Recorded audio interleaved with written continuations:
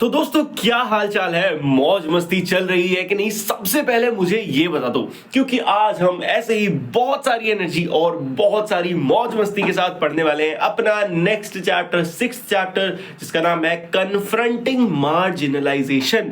Yet another chapter of civics. Civics is a very beautiful subject and one of my favourite subject. ये बात तो आप लोग अच्छे से जानते ही हो अभी तक, है ना? अब आगे आपको करना क्या है, आराम से ईयरफोन्स लगाओ, आलती पालती मार के कॉपी लेके बैठ जाओ एंड जो जो चीजें मैं बताता जाऊं बस वो हाईलाइट करते जाओ। एंड जैसे ये वीडियो खत्म होगी, ट्रस्ट मी, तुम्हारा ये चैप्टर टोटली सॉर्टेड होगा। इसके बाद तुम फोड़ के आओगे इस वीडियो के बाद, चाहे कल एग्जाम हो जाए चाहे परसों एग्जाम हो जाए, ठीक है?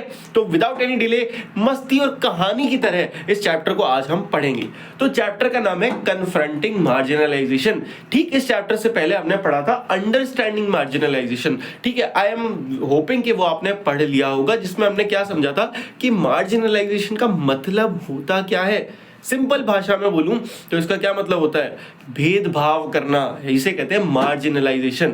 बट इस चैप्टर में हम क्या पढ़ रहे होंगे? So particularly in this chapter we will see why the constitution of India is something that marginalised groups invoke in the course of the struggle. भैया ये इन्वोक का होवे, इन्वोक का मतलब होता है लागू करना। तो ये कह रहे हैं कि इस चैप्टर में अपन देखेंगे कि क्यों और कब, मतलब why the constitution of India is something that marginalised groups invoke. मतलब जितने लोग मार्जिनलाइज्ड हमारे देश में होते हैं, जब उनको परेशानी आती है ना, वो मार्जिनलाइज्ड फील करते हैं, सो वो किसकी मदद लेते हैं? वो मदद लेते हैं कॉन्स्टिट्यूशन ऑफ इंडिया की।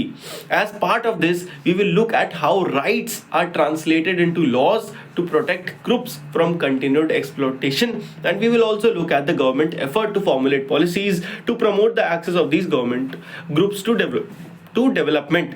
तो इसका मतलब क्या है कि हम ये भी देखेंगे कि कैसे ये जो राइट्स हैं, हाउ राइट्स ये लॉज में बदलते हैं, कैसे गवर्नमेंट को ये राइट्स को सबको बराबर देने के लिए लॉज बनाने पड़ते हैं, है ना? और कैसे हम एक कंटिन्यूड एक्सप्लॉइटेशन जो होता आ रहा है सालों से, कैसे गवर्नमेंट के कुछ एफर्ट से हम इसको रोक पाएंगे। तो यही सब इस चैप्टर में अपन देख रहे होंगे। And let's start the chapter. Starting होती है चैप्टर की इस टॉपिक से, इसका नाम है इन्वोकिंग फंडामेंटल राइट्स। अगर आपने अपनी सिविक्स की शुरुआत से याद होगी, जब हमने पढ़ा था फंडामेंटल राइट्स के बारे में, क्या होते हैं ये कुछ ऐसे राइट्स हैं जो हमारे देश के हर सिटीजन के पास हैं। For example right to education, right to freedom. हमारे देश का हर नागरिक, हर सिटीजन आज आजाद है।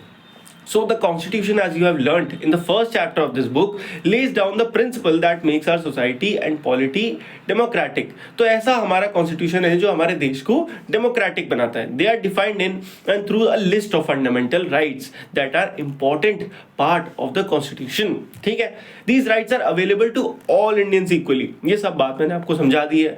As far as the marginalized are concerned, they have drawn on these rights in two ways। अब इन फंडामेंटल राइट्स को मार्जिनलाइज जो लोग हमारे देश में हो रहे हैं, उन्होंने दो वेज में यूज करा है। पहला, by insisting on their fundamental rights they have forced the government to recognise the injustice done to them. तो उन्होंने क्या करा है, फंडामेंटल राइट्स को शो करके, उन्होंने एड्रेस करके गवर्नमेंट को फोर्स करा है कि भाई हमारे साथ जो प्रॉब्लम्स हो रही है उसको रिकॉग्नाइज करो, उस पर ध्यान दो। यही नहीं कि सिर्फ पॉलिसी इधर उधर डेवलपमेंट जो हमारे साथ हो रहा है उस पर ध्यान दो। दूसरा, they have insisted the government to enforce these laws. Government को क्या बोला है कि एक पहला बोला है उनको रिकॉग्नाइज करो जो हमारे साथ हो रहा है, दूसरा क्या करो, लॉज बनाओ, है ना, जिन लॉज की मदद से ये सारे इश्यूज जो है वो खत्म होंगे। अब article 17 of the constitution state that untouchability has been abolished. तो ऐसा ही इसका एग्जांपल क्या है कि ये लोगों ने रिकॉग्नाइज करवा दिया, लॉज बनवा दिए। तो कौन सा लॉज बना? फॉर एग्जाम्पल आर्टिकल 17 बना, जो कि कॉन्स्टिट्यूशन का एक आर्टिकल है जो कहता है कि अनटचेबिलिटी जो है ना उसको अब बैन कर दिया गया है।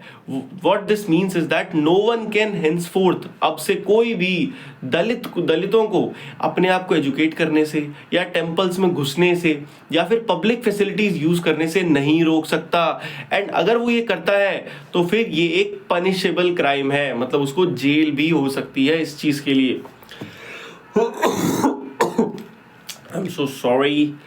आगे बढ़ते हैं। So there are other sections in the constitution that help to strengthen the argument against untouchability. तो एक ही तो है नहीं कॉन्स्टिट्यूशन में ऐसा आर्टिकल, और भी जैसे कि आर्टिकल 15 है। आर्टिकल 15 ऑफ कॉन्स्टिट्यूशन क्या कहता है कि notes that no citizen of India shall be discriminated against on the basis of religion, race, caste, sex और place of birth। हमारे देश में आप किसी भी व्यक्ति को on the basis of religion, कि वो किस धर्म का है, किस रेस का है, किस कास्ट का है, क्या जेंडर है और कहाँ पैदा हुआ है, इसके बेसिस पे डिस्क्रिमिनेट नहीं कर सकते। समझ गए? तो बस, तो therefore Dalits can invoke or draw on a fundamental rights in situation where they feel they have been treated badly by some individual or community or even by the government। तो बार बार ये फंडामेंटल राइट्स वाली बात क्यों आ रही है, समझ रहे हो? इसलिए आ रही है क्योंकि फंडामेंटल राइट में एक बहुत बेसिक सा राइट होता है। फंडामेंटल राइट मतलब क्या? हमारे सबसे मूल अधिकार, जैसे पढ़ना है ना, खाना, जैसे कि फ्रीडम है ना, जैसे कि अपने धर्म को मानना। एंड दलित्स के साथ अगर आप देखोगे तो उनके साथ ये फंडामेंटल इश्यूज ही तो आ रहे हैं। तो ये कह रहे हैं कि यार हम इस देश के नागरिक नहीं है, बताओ जरा, हम भी तो सिटीजन है, तो हमें एटलीस्ट हमारे फंडामेंटल राइट्स तो दो। पढ़ना हमारा अधिकार है, हमें अपना रिलीजन को मानना हमारा अधिकार है। कोई हमें कैसे रोक सकता है यार टेंपल में जाने से? क्यों रोक सकता है? हम ऐसा क्या उस इंसान के अंदर डिफरेंट है?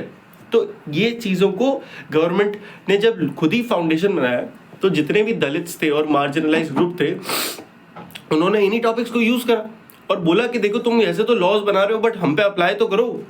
तो इस वजह से उनका काफी ज्यादा गवर्नमेंट ने हेल्प भी करी। तो they have drawn the attention of the government of India to constitution, demanding that the government abide by it and do justice to them. समझ आ गया ना? सिंपल है, अपने को सब समझ में आ रहा है। Likewise, the other minority groups have drawn the fundamental rights section of our constitution। अब सिर्फ दलित से नहीं है, और भी जितने आपके माइनॉरिटी ग्रुप्स हैं या मार्जिनलाइज ग्रुप्स हैं, उन सब ने सेम चीज को यूज करा है। They are particularly drawn upon the right of freedom. तो ये जो हमारा राइट ऑफ फ्रीडम है या फिर right of religion and cultural practices है या एजुकेशनल राइट्स हैं, ये कुछ 3 हमारे फंडामेंटल राइट्स हैं। इनके सबसे ज्यादा फोर्स करा है लोगों ने कि भाई हमें इनकी तो आज़ादी दो, ये तो हमें करने दो।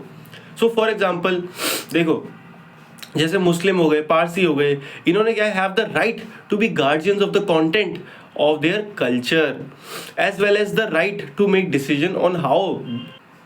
सो जैसे कि मुस्लिम और पारसीज हैं, उन्होंने ये बोला कि भाई हमें हमारा राइट दो कि एटलीस्ट हम अपने धर्म को, अपने कल्चर को बचा पाएं, as well as right to make decision on how best this content is to be preserve, कि कैसे हम इसे प्रिजर्व कर सकते हैं।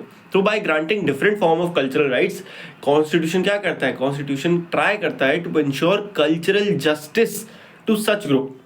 The Constitution does this so that the culture of these groups is not dominated or wiped out by the culture of the majority community। तो ऐसा ना हो कि ये जो माइनॉरिटी कम्युनिटी हैं, इनका पूरा कल्चर ही खत्म कर दे। कौन? जो मेजॉरिटी कम्युनिटीज हैं, कि यार तुम ये नहीं कर सकते, तुम यहाँ मंदिर नहीं बना सकते, तुम यहाँ कुछ ये नहीं कर सकते। तो गवर्नमेंट क्या करता है, कॉन्स्टिट्यूशन क्या करता है? एक राइट ऑफ फ्रीडम देता है कि आप अपने धर्म को मान सकते हो, अपने कल्चर को मान सकते हो। तो इसी को लोग यूज करते हैं। Now next is laws for the marginalized। अब laws भी बनते हैं। As you have read, the government makes laws to protect its citizen, yet this is not the only way in which it takes action। तो government laws बनाती है ताकि वो अपने citizens को बचा सके, बट याद रखना this is not the only way, और भी ways हैं। So there are specific laws and policies for the marginalized in the country। There are policies or schemes that emerge through other means like setting up a committee or by undertaking a survey, etc. The government then makes an effort to promote such policies in order to give opportunities to specific group। तो government कई बार ये policies जो है कैसे बना पाती है?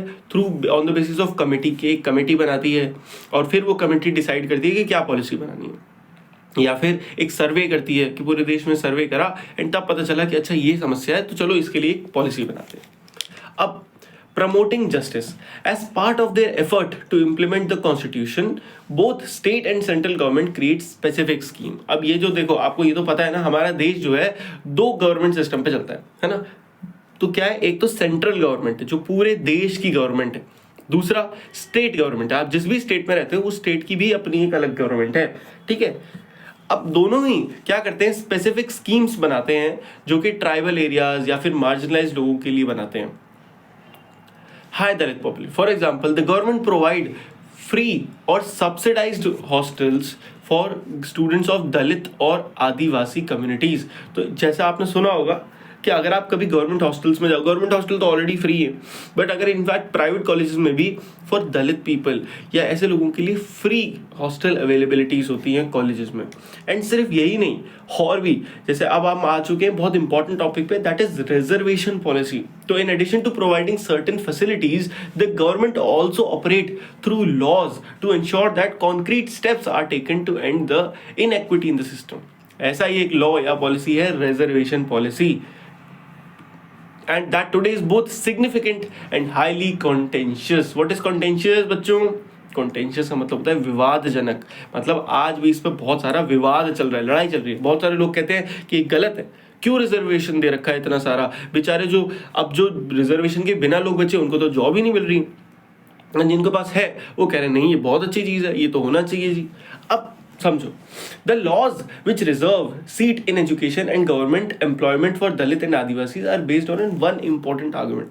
अब मैं तुमसे एक चीज कहता हूँ, जब भी इस टाइप की चीजें आती है ना यार, कि आप कभी, अब आपसे कुछ सालों बाद आप बड़े हो जाओगे और इस टाइप के टॉपिक्स में आप कंट्रीब्यूट कर पाओगे, so what should be your basis of information. It is not emotion कि तुमने क्या सुना, किसी ने बड़े आदमी ने बोल दिया, तुमने सुन लिया कि रिजर्वेशन खराब है, अब तुम वही दुनिया को सुनाए पड़े हो कि रिजर्वेशन बहुत खराब चीज़ है जी, नौकरी नहीं लग रही है जी, ऐसा हो रहा है वैसा हो रहा है. नहीं, अभी तुम लोग छोटे हो, है ना, 8th क्लास में हो. अभी तुम लोग एजुकेशन वाइज समझो, पढ़ो और फिर डिसाइड करो कि क्या ये सही है या नहीं है. एंड तब हम इस कंक्लूजन पे पहुंचेंगे, तब हम किसी से टॉपिक्स पर डिस्कशन करेंगे. समझो, इसको कहा जाएगा एक इन्फॉर्म्ड डिस्कशन, जो कि तुम लोग करोगे, मुझे भरोसा है. अब समझो क्या है वो आर्गुमेंट. आर्गुमेंट ये है that in a society like ours, where for centuries sections of population have been denied opportunities to learn and to work in order to develop new skills or vocation, a democratic government needs to step in and assist these section. कहने वालों का ये कहना है कि एक ऐसे समाज में हम रहते हैं जहाँ पे सालों से, मतलब कई 100 सालों से एक सर्टेन पॉपुलेशन को दबाया गया है, उनको अपॉर्चुनिटीज़ नहीं दी गई हैं, उनको काम करने का मौका नहीं दिया गया है, एंड जिससे उनकी जो स्किल्स हैं या उनका जो वोकेशन है, कि मतलब ट्रेनिंग है, वो तो हो ही नहीं पाई है. तो अगर वो नहीं हो पाई है तो उनकी मदद कौन करेगा, उन्हें असिस्ट कौन करेगा? सरकार करेगी. एंड किसके थ्रू? एक छोटा सा रिजर्वेशन देने के थ्रू करेगी. So this is the argument. ठीक है, अब आप इस पर आगे वो कर सकते हैं, डिस्कशंस कैसे करना है वो आपका अपना डिसीजन है. How does the reservation policy work? The government across the India have their own list of scheduled caste. Work कैसे करती है? तो देखो, पूरे इंडिया में जितनी गवर्नमेंट है ना, उनके पास अपनी लिस्ट होती है शेड्यूल कास्ट की या शेड्यूल ट्राइब्स की, या जितनी भी बैकवर्ड कास्ट हैं जिनको वो रिजर्वेशन देना चाहते हैं. सेम एक सेंट्रल गवर्नमेंट के पास भी अपनी लिस्ट होती है. अब वो लोग, स्टूडेंट्स या जो लोग जॉब वॉब या जिस भी चीज़ के लिए अप्लाई कर रहे हैं, अप्लाई करते टाइम उनको एक प्रूफ देना पड़ता है अपनी कास्ट का. एंड ये जो प्रूफ होता है, ये उसी, अगर ये प्रूफ है उनके पास तो इसका मतलब वो उस लिस्ट में, गवर्नमेंट के पास जो लिस्ट है उसमें उसका नाम है ना. और अगर नाम है तो गवर्नमेंट क्या करती है उनके साथ, तो then government candidate from the caste can avail the benefit of the reservation. अब वो क्या हो सकता है कि मे बी उनके लिए एक्स्ट्रा सीट हो, कि जैसे अगर 100 सीट है किसी कॉलेज में तो कंफर्म बोल दिया जाए कि 20 seat are reserve for Dalit candidate. कि ऐसा नहीं होना चाहिए कि सब के सब आपने एक मतलब दलित को रखा ही नहीं, तो 20 सीट पर कंफर्म होना ही चाहिए दलित कास्ट. तो इस तरीके से रिजर्वेशन दिया जाता है. सेम फॉर जॉब दिया जाता है ना, एडमिशन टू कॉलेजेस हो सकता है या जॉब हो सकता है, ये सारे अलग अलग वो हो सकते हैं. अब नेक्स्ट हम बात करते हैं protecting the right of Dalit and Adivasis. अब इनके राइट्स को प्रोटेक्ट करना है. राइट्स तो सबके पास है, अब इनके राइट्स को प्रोटेक्ट भी करना है. In addition to policies, our country also has specific laws that guard against the discrimination and exploitation of marginalized communities. तो ये गार्ड करने के लिए भी हमें लॉज बनाने पड़ते हैं. Let us read the following case study and adapted from a real life account to understand how Dalit are used the protection that laws provide. अब ये बहुत अच्छी कहानी है. अब आराम से बैठो, कॉपी बुक जो भी तुमने हाथ में ले रखा है, मुझे पता है कुछ नहीं लिया होगा, हरामखोर बच्चे हैं, कोई बात नहीं. बट अब मैं तुम्हें कहानी सुनाता हूँ। तो ये कहानी है एक गांव की जिसका नाम है जकमलगुर, सॉरी, ठीक है, जकमलगुर। अब इस गांव में एक बहुत बड़ा फेस्टिवल होता था जो कि हर 5 साल में एक बार होता था, ठीक है। और यहाँ के जो लोकल डाइटी थे, जो लोकल भगवान थे, उनको खुश करने के लिए, उनको ऑनर करने के लिए किया जाता था आसपास के 20 गांव में। और ये 5 दिन का बहुत बड़ा इवेंट होता था। सेरेमनी की शुरुआत कुछ इस तरीके से होती थी कि दलित समाज का एक व्यक्ति आगे आता था और वो पहले तो जो प्रीस्ट होते थे, पुजारी, उनके पैर धोता था। Then bathing in water used for this, और उसके बाद जिस पानी से उन पुजारियों के पैर धोए हैं उसी पानी से वो नहाता था, ठीक है। अब हुआ क्या, इन जकमलगुर the person who perform this task belong to Ratnam's family. अब एक लड़का था रत्नाम। अब उस गांव में जकमलगुर में जो ये काम करती थी फैमिली, वो रत्नाम की फैमिली थी। अब उसके दादा, उसके परदादा, सब ने ये सेम चीज परफॉर्म करी थी। क्या करना था कि पैर धोने थे और उस पैर धोए जो पानी था उससे नहाना था। अब सबने ये परफॉर्म करा था। अब इस बार बारी किसकी थी? इस बार बारी थी अपने रत्नाम भाई की, है ना। और वो केवल कितने साल का था? केवल 20 साल का था। एंड याद रखना, ये वो गांव था जहां पे घुसने, मतलब ये जो पूरा दलित समाज था, इनको टेम्पल्स में घुसना भी अलाउड नहीं था। अब रत्नाम भाई हमारे इंजीनियरिंग कर रहे थे और उसने क्या करा, उसने अपने सब पूरे गांव के सामने मना कर दिया। उसने बोला मैं ये नहीं करूंगा। उसने बोला, क्या बोला? He had no faith in this practice and that his family members were forced to perform this ritual because they were Dalit. उसने बोला कि मेरे फैमिली मेंबर्स को फोर्स किया गया था कि ये घटिया जो ये रिवाज है इसको करने के लिए। और रत्नाम के रिफ्यूजल से हुआ क्या, बहुत सारे लोग गुस्सा हो गए, पावरफुल कास्ट के भी और उनके सेम गांव के भी। क्यों? अब जो पावरफुल कास्ट के लोग थे वो शॉक्ड थे कि ये छोटा सा बच्चा, इसमें इतनी हिम्मत कि हमें मना करेगा। उन्हें क्या पता लगता था? उन्हें लगता था कि रत्नाम की जो एजुकेशन है इसकी वजह से इसके अंदर आज इतनी अकड़ आ गई है कि हमें हम मतलब अपने आप को हमसे कंपेयर कर रहा है, हम ऊंची कास्ट वालों से कंपेयर कर रहा है। और वो जो उसकी खुद की कास्ट के लोग थे वो उससे इस बात पे गुस्सा थे कि भाई अब तुमने जिनको गुस्सा करा है, हम इन्हीं क्या नौकरी करते हैं, हम इन्हीं क्या काम करते हैं। अगर इन्होंने कल को हमें मना कर दिया तो हम कैसे सर्वाइव करेंगे? हम खाना कहाँ से खाएंगे? हम तो मर जाएंगे। अब होता क्या है, they also declared that the wrath of local deity would strike on them if they refused to give in. अब सब उसको समझा रहे थे कि अगर तूने ये नहीं करा तो जो हमारी लोकल डाइटी, हमारे लोकल भगवान है, वो हमसे नाराज हो जाएंगे और हमारे पूरे गांव को तहस नहस कर देंगे। पर इस बात पर रत्नाम ने बोला कि क्या क्या क्या गुस्सा करेंगे वो भगवान हमसे, हमें तो उनके टेम्पल तक में घुसना अलाउड नहीं है। तो ये बोल के अब उसने मना कर दिया कि मैं तो नहीं करूंगा। तो पावरफुल कास्ट के जो लोग थे उन्होंने बोला ठीक है, अब इसको एक लेसन, मतलब अब इसको सबक सिखाना पड़ेगा। तो उसकी कम्युनिटी से बोल दिया कि भाई इनको ऑस्ट्रेसाइज कर दो। ऑस्ट्रेसाइज मतलब क्या बोलते हैं, बैन कर दो, कि इनसे कोई बात नहीं करेगा, इनको बहिष्कार कर दो पूरे गांव से। तो अब इनसे ना कोई बात करता ना उनसे कोई काम करता। एंड इनफैक्ट इतना भी कम नहीं था, एक रात कुछ आदमी आए एक दूसरे गांव से और उन्होंने रत्नाम की हट पे आग लगा दी सोते सोते। वो जैसे तैसे करके अपनी माँ को लेके वहां से बच के भागा। उसने लोकल पुलिस स्टेशन में जाके कंप्लेन कराई। किस एक्ट के अंदर? Schedule caste and schedule tribes prevention of atrocities act 1989 act के अंदर। अब अदर दलित फैमिली जो थी वो तब भी उसके सपोर्ट में नहीं आई, बिकॉज उन्हें लगता था उनके साथ भी सेम होगा। ये जो केस है वहां से लोकल मीडिया ने उठाया और उसके बाद कई जर्नलिस्ट कहाँ पहुंचे, उस गांव में पहुंचे, और Ratnam was written about as a symbol of Dalit action. और रत्नाम बन गया एक ऐसा व्यक्ति जिसने फाइनली आवाज उठाई दलित एक्शन के लिए, और ये रिचुअल को फाइनली वहां से बंद कर दिया गया। बट उसकी रत्नाम की फैमिली को वहां से उस गांव को छोड़ के हमेशा के लिए जाना पड़ा, क्योंकि वहां के लोग उनसे बात ही नहीं करते थे। तो ये कहानी थी। और ये कहानी से हमने जो मोरल तो नहीं सीखा कुछ, बट हमने क्या उठाया कि यहाँ पे the schedule caste and schedule tribes act की बात हुई थी। तो आइए अब यही समझते हैं ये क्या चीज है, जिसको कहते हैं प्रिवेंशन ऑफ एट्रोसिटीज एक्ट 1989। तो Ratnam sought the support of law, filing the complaint under the above act to protest against the domination and violence of the powerful caste in his village. सही बात है. The act was framed in 1989 in response to demands made by Dalit and the government must take seriously the ill treatment and humiliation Dalit and tribal groups face in everyday sense. तो अब इसकी जरूरत क्यों पड़ी? तो देखो 1970s और 1980s में ना वायलेंट कैरेक्टर बहुत बढ़ गया था. मतलब ऐसा देखो इस पार्ट में 70s से 80s के लेके होता क्या है, सदर्न इंडिया में कई सारे असर्टिव दलित ग्रुप, असर्टिव मतलब थोड़े से एक्टिव दलित ग्रुप जो थे, उनको जब समझ में आने लगा, वो थोड़ा बहुत पढ़ने लगे, उन्हें समझ में आया कि यार इनमें और हम में क्या फ़र्क है. हम भी इंसान हैं, हम भी अपने आप पैदा हुए हैं, ऐसे ही पैदा हुए हैं, ये भी ऐसी हैं. बट इन्होंने बोल दिया कि अपर कास्ट है और हमें बोल दिया हम लोअर कास्ट हैं, हमें टेम्पल्स में नहीं जाने दे रहे, हमें खाना नहीं खाने दे रहे, हमें अपना लैंड नहीं लेने दे रहे. तो उन्होंने बोला नहीं भाई, अब हम सब बराबर हैं, तो हमें हमारा अधिकार चाहिए. तो उन्होंने अपने राइट्स की मांग करने लगी. तो जैसे उनके राइट्स की मांग करने लगी और उनकी जो कास्ट ड्यूटीज थी उन्होंने मना कर दिया कि यार हम तो अब तुम्हारी पॉटी साफ आप नहीं करेंगे, ऐसे काम कराए जाते थे.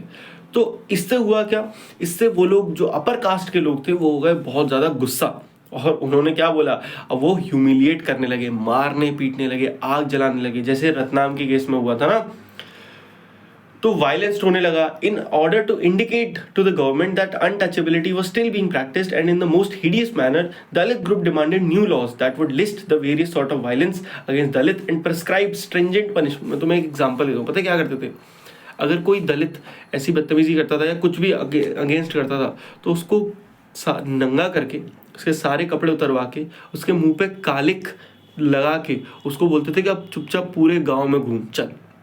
ऐसी पनिशमेंट दी जाती थी. तो दलित लोगों ने क्या बोला कि भाई एक ऐसा लॉ बनाओ जिसमें लिस्ट हो कि ये क्राइम, ये हरकतें करना एक क्राइम है, ये नहीं कर सकते. क्योंकि क्या होता था कि पहले लॉज ही नहीं थे. अब पुलिस से कंप्लेन करो, पुलिस बोलेगी यार ठीक है हम वार्निंग दे के छोड़ देते हैं, बट इसका कोई क्राइम लॉ थोड़ी है, इसका चोरी थोड़ी की, तो वो वाली बात हो जाती है ना. तो उन्होंने बोला कि नहीं आप लिस्ट करो सारी चीजें.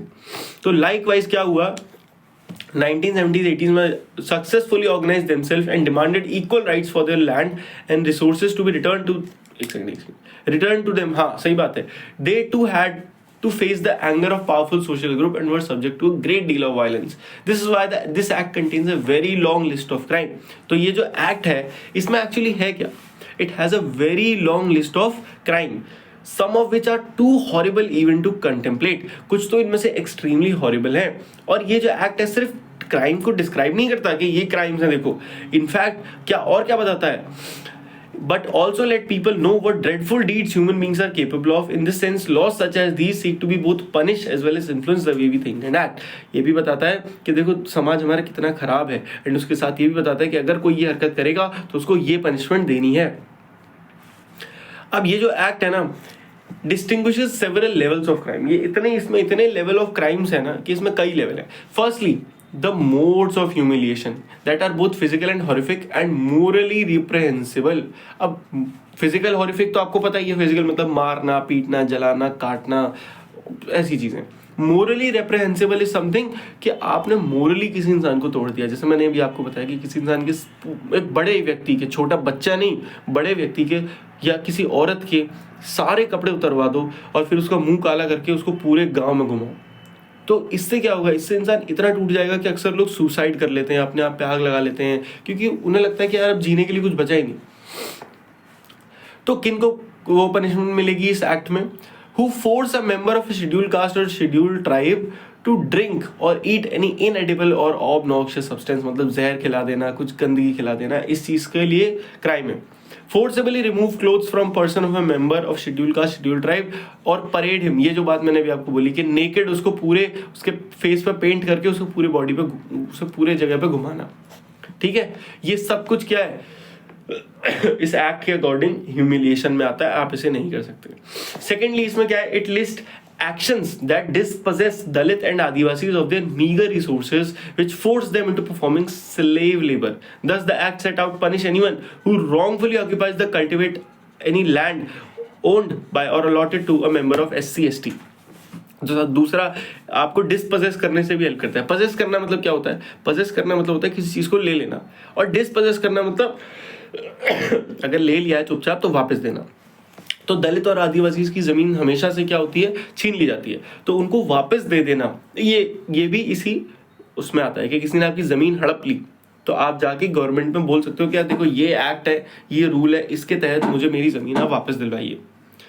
ठीक है। At another level this act recognises the crime against Dalit and tribal women are of specific kind. और अगर इनफैक्ट इसमें ये भी बोला है कि आप वुमेन के अगेंस्ट अगर यही सेम क्राइम करते हो तो वो और ज्यादा खतरनाक, मतलब और ज्यादा गलत माने गए। असॉल्ट और uses force on any woman belonging to SC और ST with intent to dishonour her, इसको और ज्यादा गलत वो बताया गया। ठीक है, तो ये था हमारा एक अलग टॉपिक। नेक्स्ट टॉपिक हम आता है the source of manual scavenging. Manual scavenging होता है क्या, मैं समझा देता हूँ कि पहले क्या होता है, ड्राई लैट्रिन्स होते थे। ड्राई लैट्रिन्स मतलब ड्राई टॉयलेट। इसमें क्या होता था कि इसमें जैसे आज हम टॉयलेट जाते हैं, हम फ्लश कर देते हैं, है ना, फ्रेश होने के बाद हम फ्लश कर देते हैं एंड सब पानी से चला जाता है। सोचो पहले क्या होता था, पानी नहीं होता था। पानी अब गांव में कहाँ से, पाइपलाइन तो होती ही नहीं थी, पाइपलाइन ले आओ, टंकी ले आओ, नहीं। तो क्या होता था, बहुत बड़ा सा गड्ढा बनाया जाता था, उस गड्ढे के ऊपर टॉयलेट जैसा स्ट्रक्चर है, तो जो भी पॉटी करने जाएगा, सुसु करने जाएगा, वो नीचे गड्ढे में भरता जाएगा। अब इस गड्ढे का नीचे जो गड्ढा है, इसका एक रास्ता बनाते थे, और उस रास्ते में जो एकदम ये जो मैनुअल स्कैवेंजर होते थे, मतलब ये जो छोटी कास्ट के लोग होते थे, इनको भेजा जाता था कि हाथ से पॉटी वगैरह जो है उसको साफ करना है, पूरा गड्ढा जो है उसको खाली करना है, ऐसे काम करवाए जाते थे। It is called manual scavenging. तो it is a practice of removing human or animal waste using broom, झाड़ू, tin plate, basket from dry latrines and carrying it on the head to dispose ground। अब इससे क्या हो जाता था, manual ये जो लोग थे, ये बहुत ही गंदी जॉब है, तो अक्सर इनकी मतलब टेंशन हो जाती थी सफाई कर्मचारियों को कि यार आंखें में दिक्कत आ गई, इंटेस्टाइन में दिक्कत आ गई, क्योंकि गंदगी है तो बहुत सारी बीमारियां इससे होती हैं। और ये मेनली कौन करता है, दलित वुमेन या यंग गर्ल्स, मेनली इन्हीं को करना पड़ता था। आज भी ये सोचो, हमारे देश में लगभग 26 लाख प्राइवेट ऐसे ड्राई कम्युनिटी वो हैं, ड्राई लैट्रिन्स, जिसको मैनुअल स्कैवेंजर्स ही क्लीन करते हैं।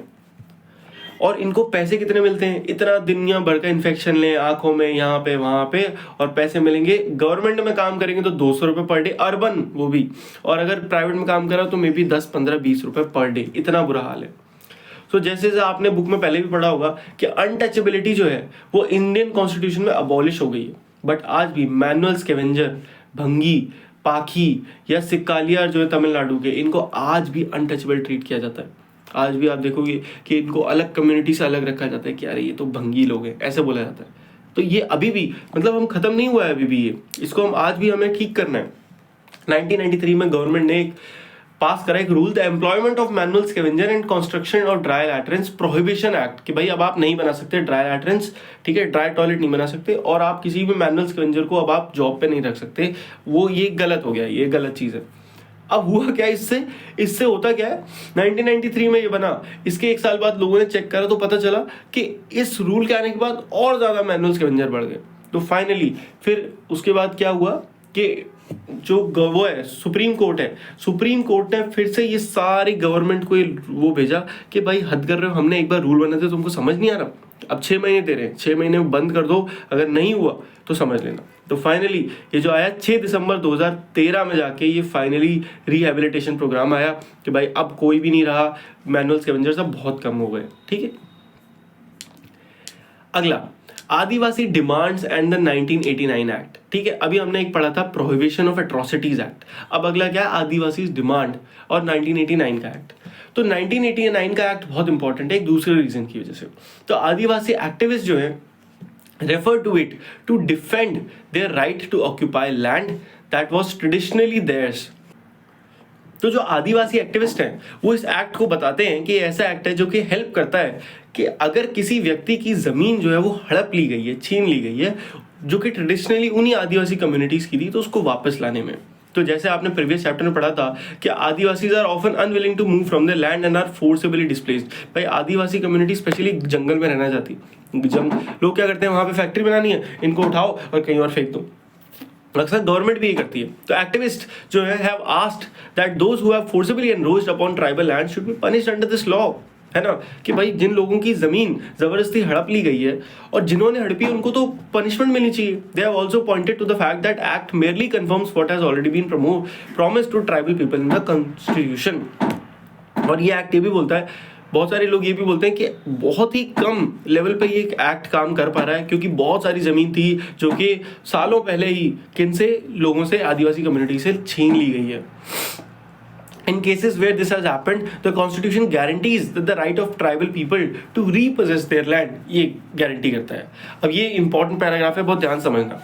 C.K. जानू एक आदिवासी एक्टिविस्ट है, has also pointed out that one of the violator of the constitution rights guaranteed to the tribal people are government in the various states of India. यही बात मैंने आपको बोली कि कई केसेस में तो ये खुद गवर्नमेंट ही है, तो किसको पनिशमेंट दोगे आप? For it they who allow on non-tribal encroachers in the form of timber merchant, paper mill, etc. to exploit tribal land and to forcibly evict tribal people from their traditional forest in the process of declaring forest as reserved or as sanctuaries. कई बार क्या होता है, government खुद permission दे देती है कि हाँ merchants को, पेपर मिल को, कि जाओ जहाँ पे आप जमीन बना लो. She had also noted that in cases where tribals have already been evicted and cannot go back to their land, there must be compensated. उन्होंने ये भी बोला कि ऐसे केसेस में जहाँ पे हमने ट्राइबल को निकाल के फेंक दिया, जहाँ पे अब आप उनको वापस भी नहीं ला सकते क्योंकि उनकी ज़मीन पे फैक्ट्री खड़ी हो गई है इतनी बड़ी, तो आप क्या करना चाहिए? अब आप एटलीस्ट उनको कंपनसेशन तो दो, इतने पैसे तो दो कि वो अपना घर बना लें फिर से. The government must drop plans and policies for them to live and work elsewhere. Government को एटलीस्ट ये ध्यान रखना चाहिए कि वो कहाँ काम करेंगे और कहाँ रहेंगे. After all, government spend large sum of money on building industries or other project or land taken from tribal.